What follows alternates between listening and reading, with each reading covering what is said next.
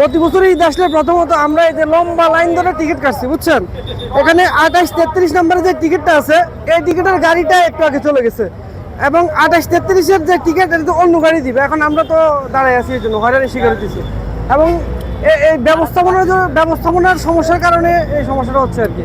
দেখেন এখানে আমরা একবার ওইখান থেকে আপনার লাইন ধরে সবাই এখানে আসছে, ভাড়াও বাদে নিতে। এখানে ভাড়া তো অবশ্যই 200 টাকার ভাড়া 250 টাকা করে নিচ্ছে। আমি চাঁদপুর থেকে আসছি, চাঁদপুরের সারাস্তি থেকে। মনে করলাম এখানে আইসা যে কোনো একটা বাস পাবো। এখন তো চৌদিয়া কাউন্টারে গেলাম, ওরা বলতেছে এখন আর গাড়ি নেই।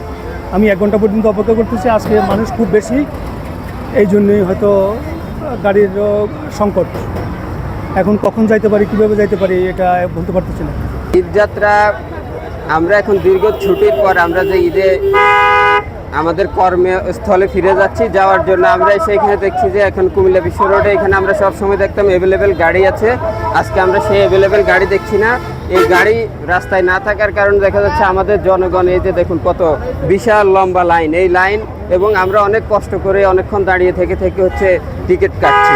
অর্থাৎ আমার কাছে মনে হচ্ছে এই ধরনের যে একটা ওই অস্বস্তি তৈরি করা, এটা হয়তো মনুষ্য তৈরি হতে পারে, কারণ না হলে এখানে অ্যাভেলেবেল গাড়ি থাকে, আমি এখান থেকে যাই প্রায় আর কি। তো আমাদের এই বিষয়গুলোর দিকে আমাদের প্রশাসন সহ সবাই নজর দেওয়া উচিত, যে জনগণ সুন্দর মতো তাদের কর্মস্থলে ফিরে যাক, আসছে আবার চলে যাবে। অফিস খুলা, আজকে আমার পরিবার নিয়ে চট্টগ্রামে যাচ্ছি, গাড়ির জন্য অপেক্ষা করছি।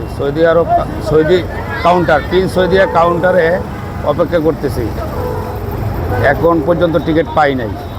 ঈদের ছুটিতে বাড়িতে ঢাকা যাচ্ছি, শেষ করে তো আধা ঘন্টার উপরে বসে আছি আর কি টিকিট নিয়ে। এখনও গাড়ি আসে নাই, কখন আসে আসলে অনেকটা অনিচ্ছি। আর ভাড়া আগের থেকে আমি 2টা টিকিট নিছি, তো 2টা টিকিটে 100 টাকা বেশি নিয়েছি।